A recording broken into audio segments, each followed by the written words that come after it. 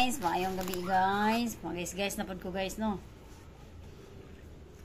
Ang ampon ko ni mama guys, di na manhi guys. Kay anong manhi mo ko siya nga ampon naman siya. Ma, Oh, bukas pa yun ata. bakit daw? Wala, sarado na eh. Oh, sabi ko sa iyo eh. Bukas pa yun eh, mo na may tubig naman dyan stock eh. Kay lola na lang yun. Wala naman tao bukas dito. Di pa gano'n, ayan na lang dyan. Yan na yung sinasabi ko. Ang sakit ng ano ko ba? Yan ang sinasabi ko kanina pa. Ayan o, ipikasin to. Kailangan ilutin eh. Ay, hindi maganda ang kotso nyo. Palit tayo. Oo.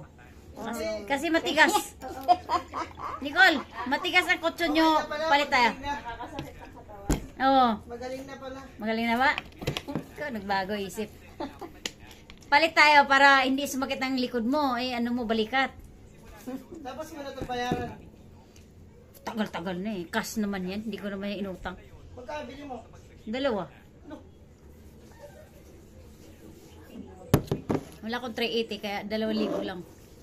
Ano eh. Ampon na.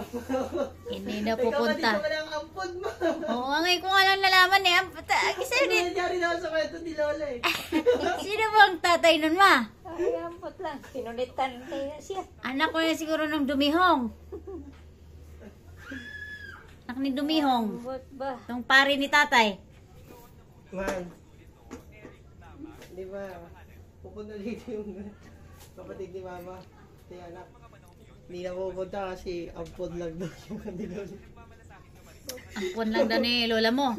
O, yun. Sabi kayo nagtampo. May ganun pa ng tao, no?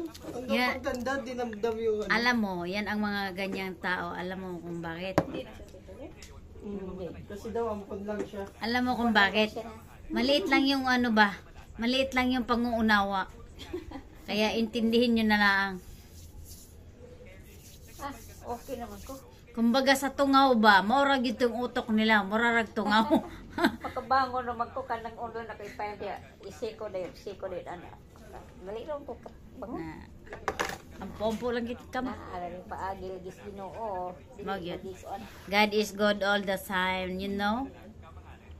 You know? God is good all the time. Kaya bahala sila kung di sila punta. Bahala kayo sa buhay nyo. Huwag kayo humingi ng tulong sa akin.